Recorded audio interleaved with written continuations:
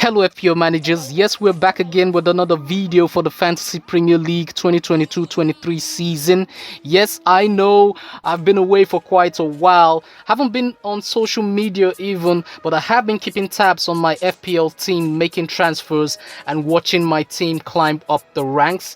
We're totally back right now, so let's see if we can make that 100k charge before that World Cup break. If you're new to the channel, please like this video and subscribe. We're trying to hit 500 subscribers as soon as possible, so help a brother out. Click that red button. Let's get straight into business. So this is how we lined up for game week 9. As you can see, we had our captain's armband on Haaland, so that went a long way in giving us a green arrow for game week 9. For the rest of the team, we had Maddison doing very well with his 2 goals and assist, which brought him up to 18 points for game week 9. We had Kevin De Bruyne with 2 assists in the Manchester United fixture. Martinelli got an assist as well, and Trippier got a clean sheet, although he was hooked off before Newcastle conceded, so that explains Pope's 2 points. The rest of the team was okay. Isak, of course, was injured. Mitrovic didn't last very long. He took a yellow card and then left in the first half with an injury, so that explains his 0 points. So a total of 89 points for game week 9 brought us all the way up to 1.2 million in the world. So we're hoping that we can at least break into the top 500k, which is a huge score line for game week 10, which would let me know that I'm in the moving in the right direction for this season. If we do not hit the top 500k this game week, it's not gonna be the end of the world, but I'm really trying to push into that top 500k with a really good score this coming game week, and I'm hoping that my transfers are gonna help me achieve that. And speaking about the transfers, I had to wait for the press conferences to be done. Had to decide exactly which one of Mitrovic or Isak is gonna go. It seems that Mitrovic is gonna be back before Isak, so Isak's gonna go off and Solanke is gonna come in, and then we have to decide between Martinelli and Ward-Prowse.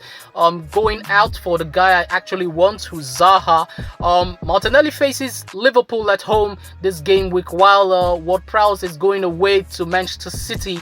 But Ward-Prowse does have a game in game week 12. He faces Bournemouth, but Martinelli, of course, blanks in game week 12. So it's either one or the other.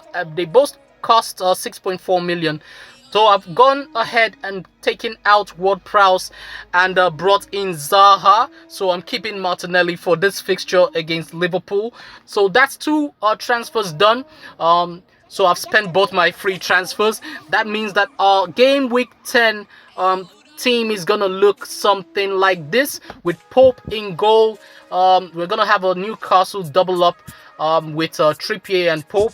I'm hoping that Brentford will continue to draw blanks in the attack, and the rest of the defense is going to consist of James and Cancelo.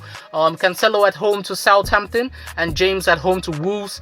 I'm hoping that they can transfer their Champions League form into the Premier League. They did quite well in midweek. Hoping that they can continue doing that for our FPL team. Kufal at home to Fulham. Now this one is quite a gamble because I had Kufal in my team last week.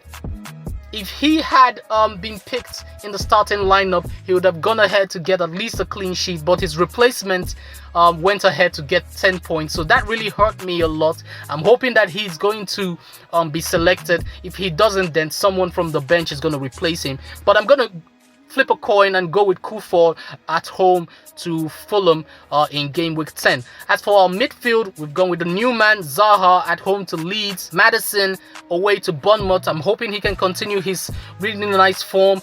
Leicester City haven't been doing well this season, but Maddison has been a standout. I hope he's going to continue doing that for us in game week 10. De Bruyne, it's at home to Southampton. Even though they don't have a fixture in game week 12, I'm going to be sticking with De Bruyne. Martinelli at home to Liverpool. He is going to be up against Trent Alexander-Arnold, and if Arnold isn't able to exercise his defensive demons, Martinelli is gonna really feast on that left-hand side of the Arsenal attack. So our forward line is going to consist of Solanke at home to Leicester City, and Haaland, of course, the best player in the world. How can we avoid having him in our FPL teams? As for our captaincy, we went with Haaland last game week. He got a hat-trick. He's got back-to-back hat-tricks at home this season. He scored a brace in midweek.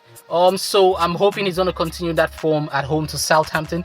If you're tempted, you could even triple captain him, but I'm going to keep that chip for a double game week. So we're just going to leave the captain's armband on Haaland, and probably in game week 11, when Manchester City face Liverpool, I might want to bring in probably a Spurs asset in Kane or Son, maybe even Son for Kevin De Bruyne would work.